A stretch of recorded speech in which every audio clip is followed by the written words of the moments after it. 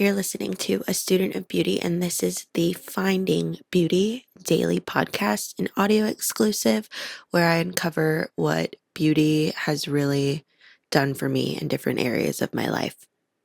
Let's jump right in. So, the first notion that I had about being really healthy and being a beauty professional was when I was at beauty school, and I went to a local beauty school, and they had different speakers who were actual professionals that would come in and do, just like, basically a career panel.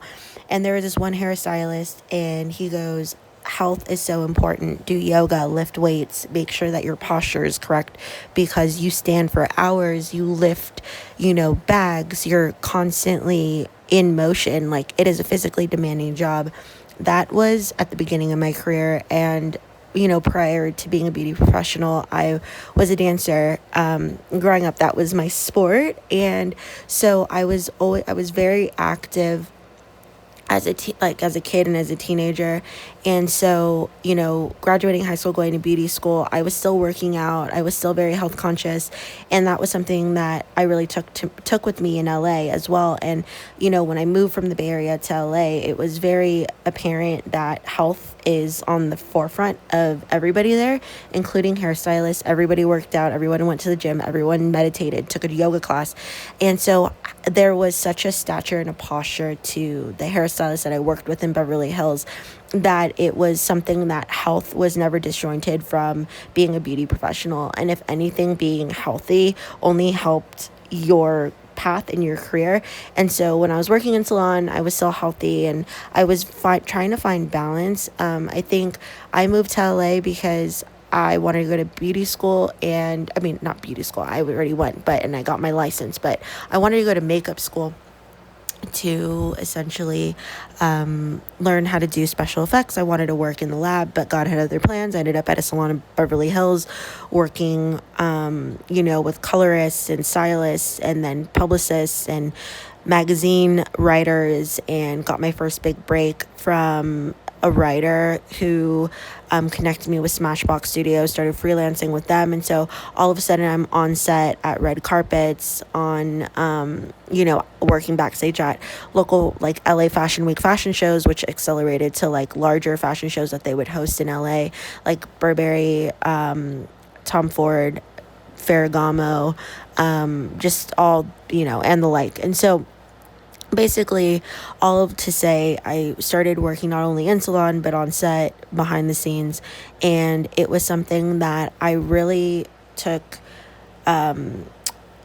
seriously when it came to, okay, like, you're lifting kits, like you're lugging like 50, 60, 70 sometimes pounds of equipment with you. You're basically pulling a mobile salon and lifting, carrying, lugging, the physical demands of you needing to be able to, just show up and work. And then, kick in, like, the inconsistent sleep schedule and rhythm where, sometimes you have 3 a.m. call time, sometimes you have 7 a.m. call time, sometimes you have 10 a.m. call time. So every night would be different, especially in a busy season, unless you were working like a consistent gig where you knew that every day your call time was at 8 a.m. But more often than not in the beginning, I was not only asked to, show up every day with a kit and bring it to set, but it was like my circadian rhythm was, there wasn't like an actual set schedule for me, because some days you would wrap at 10 p.m., sometimes you would wrap at 5 p.m., sometimes, it would run late, and then you would have a really short turnaround. I never did overnights. I never had the desire to do overnights.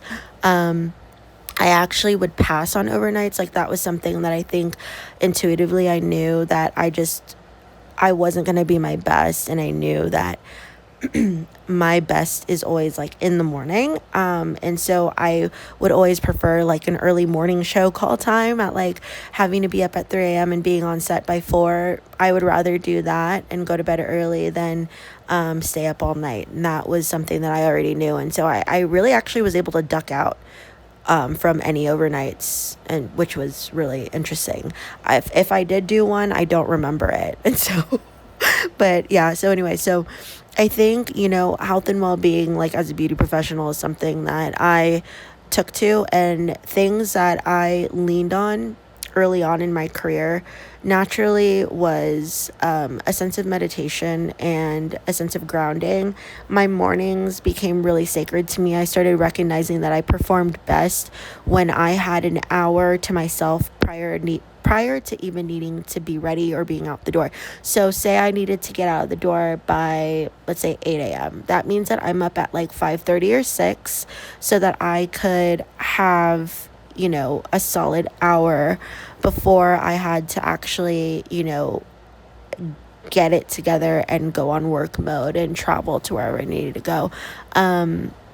And so, or actually, if it was 8, I would be up at like 5, because then I would need an hour to travel and then an hour to myself. And then if I wanted to go to the gym prior to work, that was something that I really started doing when I was working in TV, because we had more of a set schedule. And so I was able to, wake up early, do my hour to myself, have a coffee in peace, be able to, journal, meditate, read anything that's like really quiet and grounding and centering, get a workout in, get ready, and then go to work. And so that was something that I really grew into. That wasn't necessarily how I was operating, in my early 20s, getting to set. Like, I just needed to get there, and a lot of times I was late, and I think I had a hard time with the sleep and the exhaustion, and balancing schedule was something that was really difficult for me, to be honest. It was something that, I've overslept. I missed jobs. I did the thing. I was like 2 hours late one time because I not only did I overslept, but I got stuck in horrendous LA traffic. And it was just like I was late as an assistant multiple times. And by the grace of the artist and grace of God, I was, forgiven and given second chances. And so, it happens to the best of us. But I really was like trying to figure it out. And I think the thing that got me really grounded and centered was having a morning practice, and was having something that really rooted me into the day, where I was able to really, get my thoughts straight. I feel like an easy in for anyone who's trying to find a morning practice is, there's a book called The Artist's Way, and it's basically a 12-step program for creatives, and you commit to different assignments, and the first assignment is to write 3 pages a day. And my therapist, before I found The Artist's Way, I didn't find The Artist's Way until 2020. I mean, it was given to me, it was gifted to me by someone who completed it in 2019 for Christmas. I didn't actually do it until 2023, going into 2024. But, when I did it, and I got halfway through it, I need to start again, but the 3 pages a day was really the thing that gave me clarity. But my therapist 5-6 years prior actually had me do 3 pages a day. And so I was already writing in my journal, but sometimes it would be a page, sometimes it would be 5. It was really inconsistent. But no matter what, now I try to do 1 page to 3 pages minimum.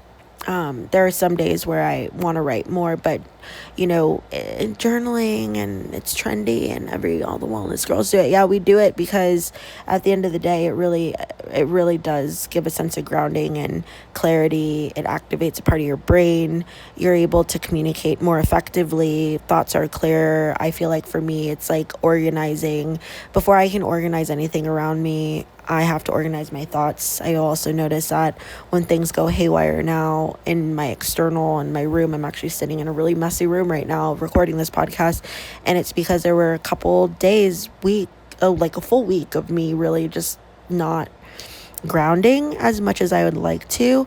I also had been traveling a lot, and so it really is reflected in the external. So grounding down and having a morning routine is something that has always kind of rooted me into this. And so I feel like being a beauty professional is something that actually led me closer to a wellness practice, because not only did I have to show up, but I also had to serve. And being able to service people and do a good job in service, you're in constant contact with people. So you can't hide energy. You can't hide how you're actually feeling. And with a job as a beauty professional, as a service provider, you are not disjointed from your work, because you are the work. You are the thing that you're selling. and it's that one-on-one contact, and not to take it personally, by people who you don't vibe with. There are plenty of people that I didn't vibe with, but my whole thing was I want to do a good job, and doing a good job was showing up, taking care of myself, making sure that my hands, like I had a manicure for like, I never not had my nails done for like years on end. It wasn't until the pandemic that I think I like wore bare nails. I'm wearing bare nails now, but when I was working heavily as a makeup artist, I always had a manicure. I was always, self-care really is felt by the people in front of you. And if you're working with people who are hiring you to care for them, you have to make sure that as a professional, you are also taking care of yourself. And so that also was something I think. Another thing that attributed to self-care and skincare and, appearance and just overall well-being is that the green rooms and your makeup room, even in a salon, you're standing in front of a mirror for multiple hours a day. So there's constant reflection on how you're presenting and how people are seeing you every single day. And if you're working with somebody who's sitting in the chair in front of the mirror with you, you are also looking at yourself next to your client in your environment, and you get to see how you fit in your environment every single day. And so I think that also subconsciously does something to you when you're working on set. And there are times where you'd run in, or I would run in, and you're at a photo shoot and photos are taken of you next to talent, next to model. And yeah, like comparison is not great. It could be unhealthy, but like spinning it in a more constructive way, it's like there was no hiding how I was showing up in the world, because there was always some reflection or an image or side by sides by people who might be more healthy than me in different seasons of my life. And, and that's okay to admit that. And you know what, like, I'm all about, body positivity and not comparing yourself. But I would be lying if I said that I don't look at myself and ask myself, is this the best version of me that I know to be? Or am I neglecting myself in some sort of way? And it's okay to have that temp check with yourself, to now imprint that and to impose that on somebody else who's in a different journey. That's a whole nother thing. And I don't fully agree with that without, unsolicited advice, someone speaking comparison over you, telling you, that you need to be a certain way. Like, I had a girlfriend who I was, honest to God, I was the healthiest that I had been in my adult life holistically, from my recovery to my weight to my body fat was, like everything, my blood panels, everything. I was truly the healthiest version of myself in that season. I was happy despite circumstance. I was, building a business, and I was talking to a girlfriend about dating, and she looks at me and she like looked me up and down, and she was like, you just need to get fit. And I was like, I took it back. I was taken back because I was just kind of like, thanks. But also like, I was like, oh my God, like, I think I'm doing great. Like, this is the healthiest I've been. I was working with a trainer. He was like, this is great. You're doing great. Like, I was the fittest for me, right? Like, I was the healthiest for me. Yet I had a friend who I trusted who looked me up and down and was just like, you just need to work on yourself. You just need to get fit. And I was like, you know what? It really stuck with me, and it always kind of bothered me. And I took it because I was like, you know what? She means well, of like, you just need to focus on yourself and, continue to be the healthiest version of yourself.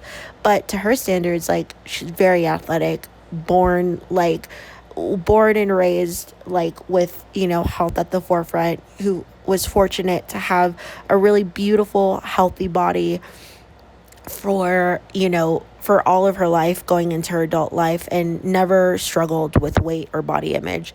And so for me, weight was always a problem. I fluctuated. I battled an eating disorder that went into alcoholism. The alcoholism, and tending to that actually is a thing that like helped cure my body image disorders and my eating disorders, and actually is a thing that got me healthy. And I also too found that because I was a beauty professional, but not to get too off topic, but like, everybody's on a different path, but everybody is also either comparing themselves and or just working on themselves and being in beauty. She also was a beauty professional, and it was something that being in beauty, it was one of those things where I was like, she's dealt with her own bouts of X, Y, or Z, and I am dealing with my bouts of my wellness, health, beauty, body image, acceptance, but at the end of the day, like, it just reflected to me of like, okay, like, how can I serve you? Like, what are you dealing with? Because clearly, like, you're also dealing with something, but also, like, I'll take what you have to say and work on myself and, focus on that in this season of my life, because I am on track and I'm going to continue continuing on that track. But, anyway, so yeah, it's just interesting, how to keep encouraging yourself and encouraging one another. So that's something that I also kind of found, beauty professional to beauty professional, working in the industry, is that everybody is their own worst critic. And some people like to project, some people like to keep it to themselves and battle quietly, and encourage others. And you just have to kind of know, like, your battle is your own. We're all going through something, but how can we, shift the energy from it being all about me, and actually be of service in a loving way to somebody else. And so that I will say with that. But okay, going into anything else that like kind of kept me, being in LA, working in the entertainment industry, working in beauty at the same time, there was always this unspoken, like, upkeep that you get to keep up with yourself, because you're also representing beauty. Like, you're also like with actresses, you're also with the people who are like on camera. So there is like a poise, and there is a way and a demeanor to like carry yourself, because you are who you associate with. And I think it just naturally starts, feeding into like how you carry yourself. One big takeaway that I had from working with, really successful people in entertainment is that health is a priority. It's number one. It's the core foundation, of what they care for their bodies. They care for their mental health. It's from what they feed, mind, body, spirit. There's a deep connection, with self and with a higher power. A lot of people had a spiritual practice, especially the creatives. Every successful creative that I knew had some sort of spiritual practice, either explored or was not loud about it, but was like open about it. And if they didn't have a spiritual practice, a lot of successful people I found were sober, free of substances, really deeply intuitive, successful people, very present people. And that was something that also shifted my perception and my understanding of what success looks like and how wellness is like the foundation of success. I feel very fortunate that the people that I have found and seen and met and worked with, everybody who is successful has some sort of wellness practice, and they just know how to take care of themselves, which is why they're able to take care of others, which is why they have teams, businesses, community, family, partners, lovers, friends. Like, there's no disjointment in relationship, with those who are successful. The people who are successful know how to do relationship well because they have a good relationship with themselves. And I attribute that, and what I've witnessed and kind of saw as a common foundation is that not only is it like it's never a self thing, it's always like a partnership with something bigger than themselves. And that's always been my biggest takeaway. And so beauty, health, wellness, and spirituality as a beauty professional is something that was always ingrained, never disjointed. It was always this holistic scope, because, beauty, I believe, is kind of like this inhale, exhale of the spirit, and the beauty industry is kind of the inhale, exhale of expertise and, helping polish someone's appearance. And, what a responsibility and an honor it is to be able to tend to and help curate and create looks for somebody who's going to step out on a world stage or in front of a bunch of cameras that are going to get millions of viewers, or, just be out in the world. Like, what an immense responsibility and honor that is. And it was something that I never took lightly, and I always loved it when somebody lit up and felt good about themselves, because I think there was a part of me that always wanted to feel lit up and good as well, because I knew what it felt like for people to make you feel the opposite.